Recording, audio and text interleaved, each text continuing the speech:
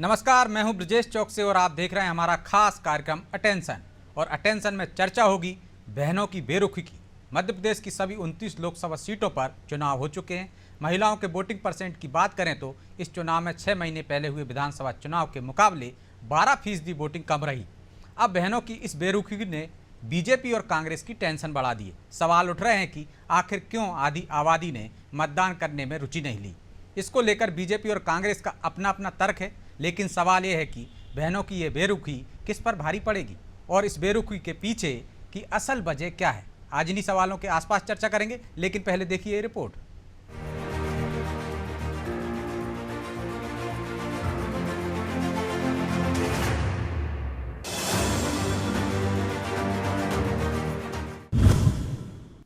मध्य प्रदेश में महिलाओं ने किया कम मतदान। आधी आबादी की बेरुखी ने किया हैरान। जिन महिला वोटर्स ने विधानसभा चुनाव में बढ़ चढ़कर वोटिंग की, उन्होंने ही लोकसभा चुनाव में मतदान करने में रुचि नहीं दिखाई। इसका असर ये हुआ कि विधानसभा चुनाव के मुकाबले लोकसभा चुनाव में 12% महिलाओं ने कम वोटिंग की, तो 2019 के लोकसभा चुनाव की तुलना में ये आंकड़ा 2.51% कम रहा। दरअसल इस बार 64.24% महिलाओं ने ही वोटिंग की। अब आधी आबादी की इस बेरुखी की क्या वजह रही, इसको लेकर तरह तरह के आकलन किए जा रहे हैं। बीजेपी का भी इसको लेकर अपना तर्क है। देखिए, जो महिलाओं का वोट नहीं निकला, कांग्रेस समर्थित वोट नहीं निकला, कांग्रेस को चिंता करनी चाहिए, क्योंकि कांग्रेस ने माताओं को आइटम टंच माल कहते हैं। अभी जीतू पटवारी जी कहते हैं कि महिलाओं में रस और चाशनी ढूंढने के काम करते हैं, और इनके सुप्रिया श्रीनेत हैं, वो महिला अस्मिता का रेट मंडी में लगवाती हैं। रणदीप सिंह सुरजेवाला जी को चुनाव आयोग ने बंद किया, आपत्ति लगाई। वो कहते हैं कि हेमा मालिनी की तरह उपभोग की वस्तु बताते हैं। तो ये कहीं ना कहीं माताओं बहनों को गलत लगा है, इसलिए कांग्रेस समर्थित माताएं बहनें नहीं निकली हैं। इस पे कोई दो राय नहीं कि विधानसभा चुनाव में बीजेपी को सत्ता के सिंहासन तक पहुंचाने में महिला वोटर्स ने अहम भूमिका निभाई थी। लिहाजा इस वर्ग का कम मतदान करना बीजेपी के लिए परेशानी बन सकती है, और कांग्रेस भी इसे बीजेपी से जोड़ रही है। कांग्रेस आरोप लगा रही है कि महिलाओं से जो वादे किए गए बीजेपी ने वो पूरे नहीं किए, इसलिए ये वोटिंग परसेंट गिरा है। मध्य प्रदेश में विधानसभा के चुनाव हुए तब मुख्यमंत्री शिवराज सिंह चौहान ने बहुत लंबे चौड़े वादे किए, महिलाओं के हक की बात करी, महिलाओं की सुरक्षा की बात करी, महिलाओं को बहुत से लालच दिए, और महिलाएं बेचारी बहनें इनके बातों में आई थी, उन्होंने विधानसभा में उनको साथ दिया था। ये सही है। उसका परिणाम रहा कि मध्य प्रदेश विधानसभा में भारतीय जनता पार्टी सरकार बनी, लेकिन लोकसभा में जब वो देखा महिलाओं बहनों ने माताओं ने कि उन्हें कोई बेनिफिट ही नहीं मिल पा रहा है, न 450 का गैस सिलेंडर मिल रहा है, न उनकी मंथली की जो राशि देने वाली राशि है वो 3000 रुपये की जा रही है, तो महिलाओं को विश्वास भारतीय जनता पार्टी से खत्म हो गया। तो यही कारण है कि महिलाओं ने चुनाव में बढ़ चढ़ के भाग नहीं लिया, और इसलिए परसेंटेज कम रहा है। कांग्रेस का अपना नजरिया है तो बीजेपी का अपना, लेकिन जानकारों का मानना है कि लोकसभा चुनाव और विधानसभा चुनाव के मुद्दे अलग अलग होते हैं। विधानसभा चुनाव में लाडली बहन का इम्पैक्ट दिखा था, लेकिन लोकसभा चुनाव में ऐसी कोई योजना नहीं थी जो महिला वोटर्स को लुभाती। लिहाजा 2024 के चुनाव में वोटिंग के प्रति आधी आबादी का उतना उत्साह नहीं दिखा जितना 2023 में दिखा था। हालांकि आधी आबादी की ये बेरुखी चुनाव परिणामों पर कितना असर डालेगी, ये 4 जून को साफ होगा। ब्यूरो रिपोर्ट, अनादि टीवी।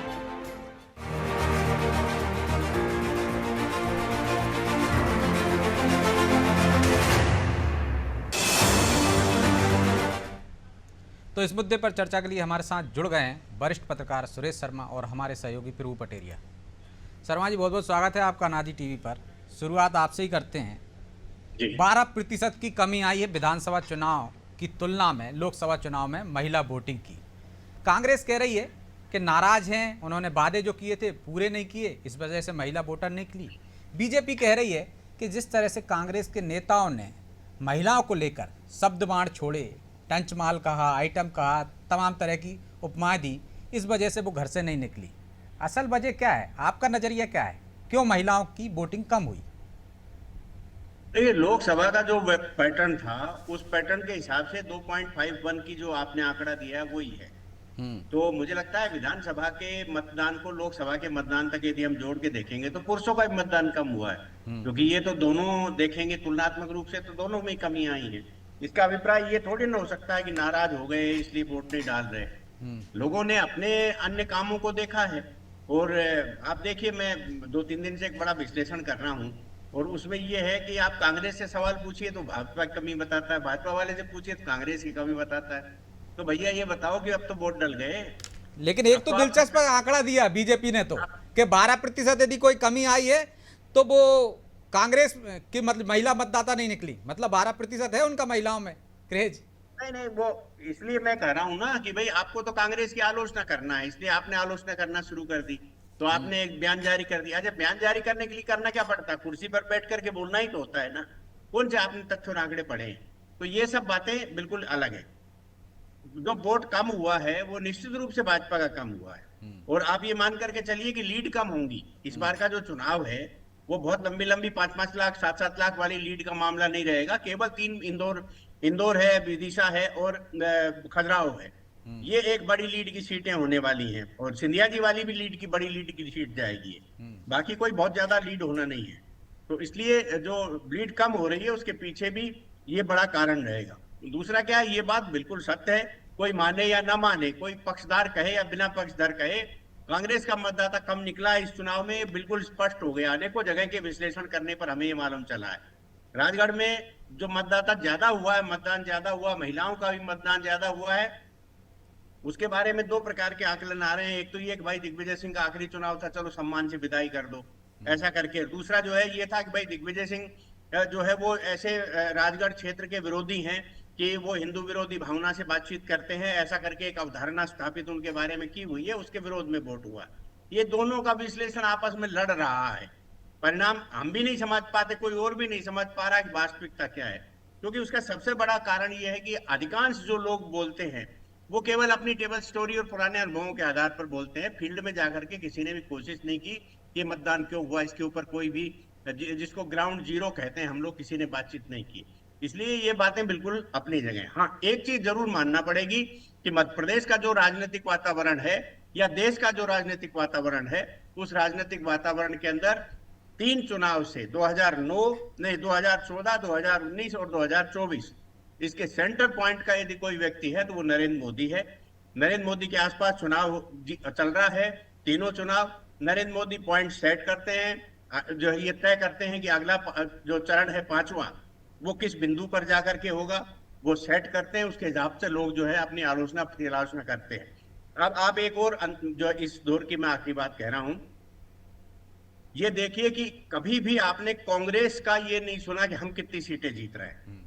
आपने कभी भी किसी अन्य जो बड़े गठबंधन के दल नेता हैं, इंडिया गठबंधन या एनडी गठबंधन जो भी है वो, उसके जो लोग हैं उनके द्वारा आपने कभी नहीं सुना होगा कि हमारी स्थिति ये है। केवल ये है कि आप खड़गे जी से किसी ने आज सवाल पूछा कि साहब ये बताइए कि वो तो 400 पार की बात कर रहे हैं, बोलो हो ये तो हम पर गनीमत है, 600 पार की बात करना चाहिए थी। उनने बिल्कुल नहीं कहा कि हमारी पोजीशन ये है, हम जो है सरकार बनाने जा रहे हैं, किसी ने दावा नहीं किया।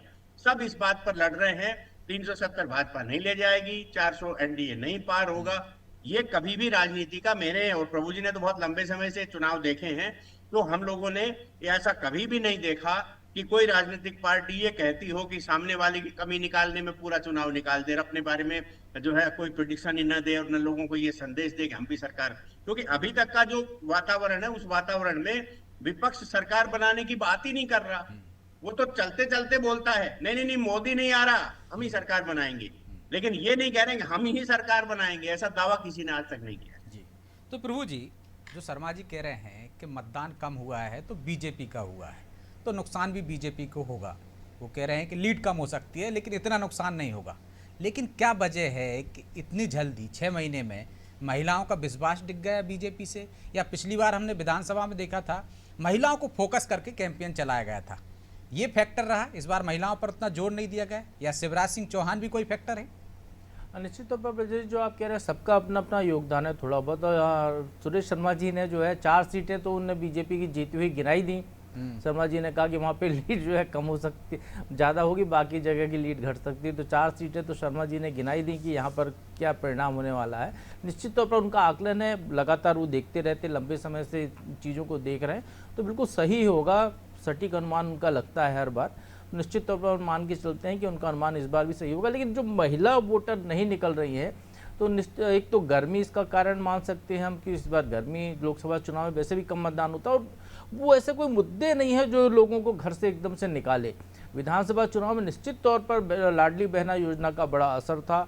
अब वोटिंग के कुछ दिन पहले ही, एक आध हफ्ते पहले उनके खाते में पैसे गए थे, तो महिलाओं में एक अलग जोश था उसको लेकर, और नई नई स्कीम थी वो। अब वो स्कीम लगातार चल रही है, लगातार उनको आश्वस्त किया जा रहा है कि पैसे तो मिलते रहेंगे, चुनाव तो उनके लिए यूज टू हो गए वो कि ये तो आने ही आने हैं।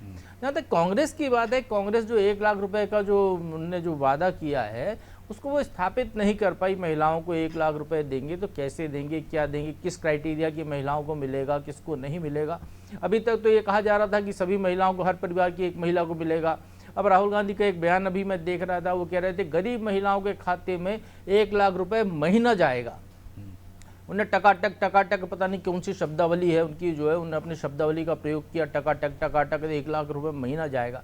अब वो दिग्भ्रमित इससे मतदाता हो रहा है, खासकर महिला मतदाता, कि अभी तो आप 1 लाख रुपए महीना, साल कह रहे थे, अचानक महीना कह रहे हैं, कल फिर वो साल पे आ जाएंगे आप। उनको समझ में नहीं आ रहा है कि हो क्या रहा है, आखिर कहाँ जा रहा है। तो वहाँ जा रहे हैं जहाँ स्थायित्व तो दिख रहा है, उसकी तरफ उनका ज़्यादा जोर है। एक कारण ये भी हो सकता है, महिलाओं के वोटिंग जो है पुरुषों की तुलना में कम होती है, बिल्कुल सही बात है, आमतौर पर होती है। इस बार केवल यदि हम इस चुनाव में देखते हैं 2024 के चुनाव में, तो सुरेश शर्मा जी, केवल बालाघाट एकमात्र ऐसा लोकसभा क्षेत्र है 29 में मध्य प्रदेश की, जहां महिलाओं ने पुरुषों से ज़्यादा मतदान किया है। भले थोड़ा सा अंतर हो, लेकिन पुरुषों से ज़्यादा मतदान किया है महिलाओं ने केवल बालाघाट में। इसके अलावा पूरे प्रदेश में पुरुषों का मतदान का प्रतिशत ज़्यादा है, महिलाओं का कम है। क्या वजह देखते हैं आप बालाघाट में? निश्चित तौर पर वहाँ का कुछ, एक तो महिला उम्मीदवार थी जो निचले लेवल से आई है, पार्षद रही हैं वो, और वहाँ का जो समीकरण रहा हो तो उसका कुछ ना कुछ उसका असर वहाँ पर है। और ये जो महिला मतदान कम हुआ है, बीजेपी का कम हुआ है, बिल्कुल सही बात इससे भी साबित होती है कि जो चौथे चरण के लिए बीजेपी को अपने प्रदेश कार्यालय में एक महिला वोटिंग सेल बनाना पड़ा, जिसमें तमाम नेताओं ने बैठे, महिला नेताओं को बैठाया, उनको लगाया, बाकायदा मॉनिटरिंग की उनने कि महिलाओं के वोट बढ़ाने। निश्चित तौर पर बीजेपी को दिख रहा है कि जो विधानसभा चुनाव में जो एक तरफा वोट उनको गया था, जिसने उनको उनकी अपेक्षा से ज़्यादा सीटें दिलाई, वो महिलाएं अब इस बार नहीं निकल रही हैं। तो निश्चित तौर पर कहीं ना कहीं ऊर्जा की कमी बीजेपी के क्षेत्र में भी रही है। कांग्रेस में तो ये कहें कि ऊर्जा का पूरी तरह अभाव ही दिखा है। क्या शिवराज जी भी मैदान में उस तरह से नहीं थे जिस तरह से विधानसभा में थे? ये भी फैक्टर आपको दिखता है कि होगा? देखिए, शिवराज जी को जो करना लोकप्रियता है ना महिलाओं के बीच, देखिए शिवराज जी तो हैं अभी भी मैदान में, विदिशा से चुनाव लड़ रहे हैं। वो कह रहे हैं अब तो मैं दिल्ली जाके और स्कीम्स दूंगा और नई चीजें करूंगा। शिवराज जी जो कर गए महिलाओं के लिए, वो तो उनके साथ है ही है, शिवराज जी का जुड़ाव है। लेकिन यहाँ शिवराज जी की साख प्रदेश में वैसी दांव पर नहीं लगी थी जैसी विदिशा में लगी थी। विदिशा में मतदान महिलाओं का बढ़ा है पिछले बार की तुलना में। महिलाओं के लिए कि पूरे प्रदेश में शिवराज सिंह हों, और शिवराज सिंह के आने से, यदि शिवराज सिंह के जाने से कोई स्कीम बंद हो रही हो तो वो स्थिति में फर्क पड़ता है। लेकिन चूंकि वो तो कर ही गए, लाडली बहना, लाडली लक्ष्मी, तमाम तरह की योजनाएं वो कर गए हैं महिलाओं के लिए, तो निश्चित तौर पर उसका जो बीजेपी को जो लाभ मिल रहा है वो तो मिल ही रहा है। लेकिन उस पैमाने पर नहीं मिल रहा है, क्योंकि अब स्टेक पे कुछ लगा नहीं है। महिलाओं को लेकर कोई बड़ा दांव इस बार नहीं था बीजेपी की तरफ से भी, ना कांग्रेस की तरफ से है। तो निश्चित तौर पर इसका एक असर पड़ा है यहाँ पर। और बाकी जो कांग्रेस के जो कमियों के कारण है, तो ये भी एक सही है कि कांग्रेस वैसे काम नहीं कर पाई जैसी अपन विधानसभा चुनाव में उम्मीद या लोकसभा चुनाव में उम्मीद करते हैं कि कोई पार्टी को नीचे तक जाकर काम करना चाहिए। क्योंकि कांग्रेस शुरू से बिखरा सा चुनाव मैनेजमेंट दिखा। पहले तो कैंडिडेट उनको नहीं मिल रहे थे, जिनको प्रत्याशी बना रहे थे वो नाम चला, वो मना करने लगे बड़े नेता। फिर प्रत्याशी उनके भाग गए, किसी ने फॉर्म वापस ले लिया, किसी का नामांकन रद्द हो गया, कोई किडनैप ही हो गया वो लोग कहते हैं, लेकिन अपनी मर्जी से चला गया। इस तरीके की स्थितियां, कोई आया, कोई गया, कोई फिर आ गया। तो निश्चित तौर पर कांग्रेस यहाँ पर जो इस पूरे मामले में कहीं ना कहीं जो है वो चुनाव करने की स्थिति में नहीं रही कि जैसे वो चुनाव मैदान में हो उस तरीके की लड़ने की स्थिति नहीं दिखाई दी। जी, तो दोनों तरफ से चूक हुई है शर्मा जी। लेकिन क्या आपको लगता है बीजेपी ये भी चूक कर गई कि महिलाओं की जो योजनाएं थी, जिस तरह से फोकस किया था विधानसभा चुनाव में, ज़्यादा प्रचारित किया था, वैसा प्रचारित नहीं हुआ? सिर्फ मोदी जी की योजनाओं पर काम हुआ, राष्ट्रवाद पर काम हुआ, अन्य मुद्दों पर हुआ। तो महिलाओं से जुड़े मुद्दों को उतना फोकस करके नहीं उभारा गया। और कांग्रेस भी जो 1 लाख देने की बात कर रही थी, वो उस मुद्दे को उस तरह से स्थापित नहीं कर पाई। यदि ये हो जाता तो शायद ज़्यादा महिला मतदाता निकलती घर से। नहीं, पर्याप्त महिलाएं निकली हैं, जितना निकलना चाहिए उतनी निकली हैं। मीडिया में मुझे लगता है कि मीडिया को ये निराशा पैदा नहीं करना चाहिए कि मतदान कम हुआ है, क्योंकि आप ये देखिए कि जो इंदौर जैसी जगह है जहां पर कैंडिडेट गायब हो गया था, भाजपा के प्रभाव में बहकावे में आकर के उसने अपना नाम वापस ले लिया था, नामांकन वापस ले लिया था, वहां केवल 19 में और 24 के जो मतदान का मतलब आंकड़ा है वो केवल 70,000 ही अंतर है, कम है पिछले 2019 के बजाय। यानी अभी 15,60,000 वोट पड़ा, उस समय 16,39,000 वोट पड़ा था। तो इतना आसपास जो है आंकड़े हैं, ऐसा नहीं है कि बहुत ज्यादा कोई अंतर आया है। एक्चुअल में क्या है, जब हम प्रतिशत देखते हैं, महिलाओं का प्रतिशत देखते हैं, पुरुषों का और संयुक्त प्रतिशत देखते हैं, उसमें हम लोग ये देखते हैं कि जो पिछले चुनाव में वोट बढ़ा है, संख्या बढ़ी है वोट की, जिसको कह सकते हैं कि भाई जैसे मान लो एक बार 18 लाख था, इस बार 21 लाख मतदाता हो गए, तो ये जो 3 लाख बढ़े, ये प्रतिशत बिगाड़ रहा है ना, क्योंकि प्रतिशत तो वही है। तो इसलिए जो है ये आंकड़ों का खेल है, केवल बताने भर के लिए। लेकिन वोटों की संख्या को जब हम नापने लगेंगे तो मुझे नहीं लगता कि किसी भी चुनाव में पिछले चुनाव से कम वोट पड़े होंगे, उससे ज्यादा ही वोट पड़े हैं। ये जो बार बार कहते हैं कि भाजपा वाले 370 वोट जो है कहां बढ़ाएंगे, तो जब आप काउंटिंग देखोगे तो पिछली बार जो भाजपा को वोट मिले थे उससे ज्यादा इस बार के वोट आपको मिल जाएंगे, इसलिए 370 का आंकड़ा बढ़ा मिलेगा वो। तो इसलिए कहने का मेरा तात्पर्य ये है कि आंकड़ेबाजी से अलग हट करके ये मानना चाहिए कि महिलाओं ने मतदान करने में उतनी ही रुचि दिखाई है जितने दिखाना चाहिए। ये बात सच है कि गर्मी का मौसम था, घर पे काम था, छुट्टी का दिन था, तो महिलाओं को जो प्रेशर आता है, हर महिलाएं आप तो दबाव डाल के भी नहीं कह सकती कि नहीं शिवराज मामा का मामला है, हमको तो जाना ही पड़ेगा। अब तो मोदी जी का मामला है, मोदी जी कहाँ देखने आने वाले हैं, वो तो दिल में बसाते हैं। मोदी जी भी तो उतने ही लोकप्रिय है ना, वो तो ज्यादा लोकप्रिय है देश में। नहीं, लोकप्रियता ज्यादा है उनकी, लेकिन उनके मामला दिल का है ना, कि दिल्ली के मध्य प्रदेश के दिल में मोदी जी और मोदी जी के दिल में मध्य प्रदेश, ये है। सर्वज जी, एक आश्वस्ति का भाव भी है कि उन्होंने कहा 400 तो हम जीते ही रहे हैं। आश्वस्ति का भाव भी है। कई बार तो पंगत में लोग इसलिए जीमने नहीं जाते कि उनको मालूम है कि पहले से ही बहुत भीड़ है, और भाई जब उनने लड्डू ज्यादा बनाए हैं तो जीमने की क्या जरूरत है, ऐसा करके भी भावना आ जाती है। तो ये जो परिस्थितियां हैं, इन परिस्थितियों में अच्छा आप एक बात देख लीजिए कि 2 चरण तक जो है, लेकिन ये सोच लेता आदमी तो नुकसान भी तो हो जाता, पंगत वाले का बच जाता है, खाना फेंकना पड़ता है बेचारे को, जितनी उम्मीद की थी उतना आया नहीं। देखिए 2 चरण तक आप देख लीजिए, आप दोनों बहुत सीनियर हैं, बहुत सक्रिय हैं। 2 चरण तक आप देख लीजिए कि लोगों के दिमाग में ये था कि भैया मोदी जी के कारण जो सब कुछ हो ही रहा है, तब हमें करने की क्या जरूरत है, तो किसी ने कुछ नहीं किया। और जब ये देखा कि अमित शाह जी को संदेश गया, क्योंकि उनका तो जो खुफिया तंत्र वो बहुत खतरनाक है, उनको सब मालूम चला, उनको ये भी मालूम चला क्योंकि होम मिनिस्ट्री उन्हीं के पास है, उनको ये मालूम चला कि यदि यही तीसरा चरण भी हो गया तो फिर हम चौथे चरण के बाद दावा नहीं कर सकेंगे कि 270 ही जीत चुके हैं हम अभी। तो इसलिए वो पूरी प्लानिंग के तहत जो है डाटा गया कि भाई आप जो है मंत्री पद नहीं रहेगा आपका और ये नहीं रहेगा। तो इसका तात्पर्य ये है कि कार्यकर्ताओं को ये एहसास हुआ कि अरे नहीं, मोदी जी के चेहरे पर, लोकप्रियता पर जनता आकर्षित हो सकती है, लेकिन वोट डलवाने के लिए प्रेशराइज करने वाला काम का नीचे का कार्यकर्ता करता, पोलिंग बूथ वाला। तब जब वो पन्ना वाले और अर्ध पन्ना वाले निकले हैं, तब जाकर के ज्यादा मतदान हुआ तीसरे और चौथे चरण में। तो ये मान के चलना पड़ेगा कि नेता जो होता है ना, वो नेता केवल लोकप्रिय होता है, नेता स्वीकार्यता होता है, दल का प्रतीक होता है, लेकिन वोट तो वो कार्यकर्ता ही डलवाता है। आप एक चीज को और देखिए प्रभु जी, ये चुनाव जो है, आपने एक अजीब चुनाव देखा होगा जिसमें आपके घर पर एक भी व्यक्ति प्रचार करने नहीं आया होगा। मैं दावे से कह रहा हूं कि आपके घर पे एक भी व्यक्ति प्रचार करने नहीं आया होगा। एक जमाना ऐसा था जब हम लोग देखा करते थे, अब तो पर्ची देने भी नहीं आते, पहले पर्ची देने आते थे। अब भी ये कह दिया कि भाई वो तो निर्वाचन का काम नहीं। पहले क्या होता था कि वार्ड की टीम जो है वो टोली बनाती थी, कांग्रेस की भी, भाजपा की भी, और वो वार्ड की टीम जो है वो अपने वार्ड में घूमती थी, वो घर घर जाकर के संपर्क करती थी, एक पंपलेट दे करके आती थी।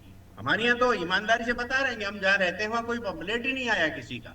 हमें जो है ये तो मालूम था क्योंकि हमारे सब दोनों के दोनों मित्र है, कांग्रेस वाला और भाजपा वाला, तो इसलिए हम जो है उसको समझ गए थे कि किसको वोट दे के आना है। लेकिन आमतौर पर कोई बताने, पहले क्या होता था, जाते थे। ये हो सकता है भाई अब जनता बहुत जागरूक हो गई होगी, इसलिए उसकी जागरूकता पर अपन ने पूरा भरोसा कर लिया। लोकतंत्र 75 साल का हो गया है, इसलिए भी लोगों के दिमाग में ये आ गया होगा नेताओं को कि अब कांग्रेस और भाजपा के अलावा चुनना किसको है इनको, तो ऐसा करके लोग नहीं आए होंगे। लेकिन कुल मिलाकर के ये कहा जा सकता है कि मोदी में चुनाव है, मैं जैसा पिछले दौर में भी कहा था, मोदी में चुनाव है और मोदी के आसपास पूरा चुनाव घूम रहा है। ये 3 चरण जो है अब होने वाले हैं, इन 3 चरणों में निश्चित रूप से धीरे धीरे करके कि परिस्थितियां बन जाएंगी। प्रभु जी, आपने 3 सीट की कही है, मैं 3 की नहीं कह रहा हूँ। 4 सीट कही है आपने। 4 की, मैंने 4 की कही थी, मैं 4 की नहीं कह रहा हूँ। मैं आपके चैनल पर बहुत दृढ़ता से मेरा विश्लेषण बता रहा हूं। यदि छिंदवाड़ा कांग्रेस जीती तो 25 से 35 के बीच में जीतेगी, और यदि भाजपा जीती तो 1 से 1.25 लाख के बीच में जीतेगी। और 28 सीटों में से 28 की 28 भाजपा जीत रही है, अच्छे मार्जिन से जीत रही है। सबसे कम मार्जिन से यदि जीता जाएगा तो मुरैना जीता जाएगा। बाकी सारी सीटें, मैं दिग्विजय सिंह जी के बारे में जो मेरा प्रिडिक्शन है वो ये है कि दिग्विजय सिंह जी भोपाल जैसी स्थिति में ही आपको राजगढ़ में चुनाव की परिस्थिति के बाद में मिलेंगे। तो प्रभु जी कहीं टक्कर नहीं है, और हर बार मतदाताओं को क्या इस तरह की योजना ला के जागरूक करना पड़ेगा, या लाडली बहना जैसी योजना लाएंगे तभी बम्पर वोटिंग हो? क्या किया जाए? चुनाव आयोग लगातार प्रयास कर रहा है। राजनीतिक दल में बीजेपी की हम बात करें तो ज़्यादा अग्रणी है, वो कोशिश करती है कि ज़्यादा से ज़्यादा मतदान हो, लेकिन मतदान प्रतिशत में मतदाता बढ़ जाते हैं लेकिन अंतर बढ़ता नहीं है। क्यों? उसके लिए क्या करें, और आप कितनी टक्कर देख रहे हैं? देखिए, अभी शर्मा जी ने जो है पंगत की बात कही, तो पंगत में आदमी तब तक नहीं जाता है, उसको पहले से न्योता मिलने के बाद भी जिस दिन पंगत होती है उस दिन घर पे बुलौआ देने के लिए खवास आता है, या व्हाट्सअप किया जाता है आज की तारीख में, फोन भी लगाना पड़ते हैं आजकल।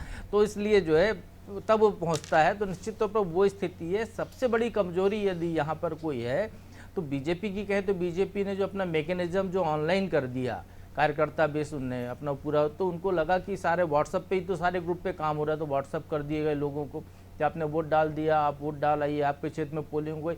घर बैठे बैठे लड़के ने जो है, जो वहाँ का इंचार्ज है बूथ वाला, उसने जो है डाटा फीड कर दिया कि हाँ इतनी हो गई, इतनी हो रही है। निकालने नहीं गया कार्यकर्ता, लोगों की पर्ची देने के नाम पर जो नेता जाते थे वो नहीं गए, मोहल्ले के जो वार्ड के लोग जाते थे, हाथ जोड़ते थे, छोटे लोग बड़ों से, बड़े लोग छोटों से कहते थे कि बिल्कुल डालना है, पूरे परिवार के वोट डलाने। दोनों दलों के लोग या जो भी कैंडिडेट होता था सभी जाते थे, सभी के लोग वहाँ पर पहुँचते थे। वो चीज़ नहीं रही। तो निश्चित तौर पर चुनाव जो है आजकल पूरा मोबाइल बेस होने का एक नुकसान है। चुनाव आयोग की कोशिशें हैं, लोगों की जागरूकता है कि वोटिंग प्रतिशत इतना हो रहा है, नहीं तो जिस तरीके के अब चुनाव प्रचार इस बार देखने को मिला है, तो निश्चित तौर पर इस चुनाव प्रचार में तो पोलिंग और कम होनी चाहिए थी। जो कार्यकर्ता जब निकालने ही नहीं जा रहा है, जब घर पे दरवाजे पे आदमी वोट मांगने नहीं जा रहा है, तो निश्चित तौर पर और कम होनी चाहिए थी। ये लोगों की जागरूकता है कि वो अपने लोकतंत्र को जिंदा रखना चाहते हैं, उसके प्रति उनका अभाव है, तो वोट डालने चले गए। यह चुनाव आयोग की जो कोशिशें हैं उसका परिणाम। जी शर्मा जी, मुझे ये लग रहा है कि आने वाले जो लोकसभा के चुनाव हैं वो एक चरण में होंगे, और एक चरण में भी ऐसे करके होंगे कि 3 दिन वोट डलेंगे, और सबको जो है आधार से जोड़ दिया गया है आपका सारा। तो इसलिए आधार कार्ड के आधार पर आपके पास एक लिंक आएगा, और उस लिंक में जो है आप वोट डालेंगे। फिर तो और गंभीर आरोप लगने लगेंगे। अभी तो ईवीएम पे ही लगते हैं। नहीं, लग ही नहीं सकते उसमें तो आरोप का कोई मतलब ही नहीं। एक व्यक्ति एक ही वोट डाल पाएगा उसमें, और आप जब अपने घर पे बैठे होंगे तो 3 दिन में कभी भी वोट डाल दीजिए। मुझे जो कंसेप्ट समझ में आ रहा है, क्योंकि डिजिटलाइजेशन जो चल रहा है ना, वो आने वाले, क्योंकि करोड़ों रुपए बचेंगे इसमें। तो लेकिन इस तरह से विधायकों को ले जाते हैं, वो कमरों में बंद करके बैठ जाएंगे नेता, अपने अपने लोगों को डलवाइए। हाँ, अब आप जो है अपने घर में बैठ करके और मतदान कर देंगे। जैसे ये वो कौन हीरो है ना, सलमान खान, उसके वोट पड़ते हैं कि वोट दीजिए, ऐसे वोट पड़ेंगे आने वाले समय में। आप देख लीजिए लोग। अभी तो कैंडिडेट ही गायब हो रहे हैं, लोगों के मोबाइल गायब हो जाएंगे, पूरे मोहल्ले के एक साथ एक दिन के लिए। और जैसे फर्जी कंपनियां होती है ना, वैसे मालूम चला आपका क्लोन बना लिया आपकी सिम का, वोट डाल के बस वो आप वोट डालेंगे, बस उसके बाद खत्म। नहीं, वो आधार कार्ड मांगेगा, अंगूठा मांगेगा, ऐसा नहीं। मतलब कोई कंसेप्ट अच्छा लाएंगे आने वाले चुनाव में, नहीं तो उससे अगले में आ जाएगा। हाँ, कुछ ना कुछ तो नया होगा ताकि ज़्यादा से ज़्यादा लोग मतदान कर सकें। बहरहाल अब समय नहीं है हमारे पास, लिए चर्चा को यहीं विराम देंगे। बहुत बहुत धन्यवाद शर्मा जी आपका। तो बहनों की बेरुखी कह सकते हैं हम, लेकिन मतदान तो उतना ही हुआ है। मतदाता की संख्या बढ़ गई है, इस कारण आंकड़ों पर बात की जाती है, लेकिन ज़्यादा से ज़्यादा मतदान हो इसके लिए जागरूकता की आज भी ज़रूरत है। पार्टियों को भी सोचना पड़ेगा कि वो सतत संपर्क जो करती थी उससे क्या पीछे रह गई हैं, या टेक्नोलॉजी की वजह से संपर्क लोगों से कम होने लगा, जिसका खामियाजा ये भुगतना पड़ रहा है कि मतदान कम हो रहा है और पार्टियों को चिंता करना पड़ रही। अब ये मतदान प्रतिशत यदि माने कम हुआ है तो किसके लिए नुकसानदायक होगा, किसके लिए लाभदायक होगा, ये तो परिणाम बताएंगे। बहरहाल अटेंशन में आज इतना ही। मुझे दीजिए इजाजत और आप देखते रहिए अनादि टीवी। नमस्कार।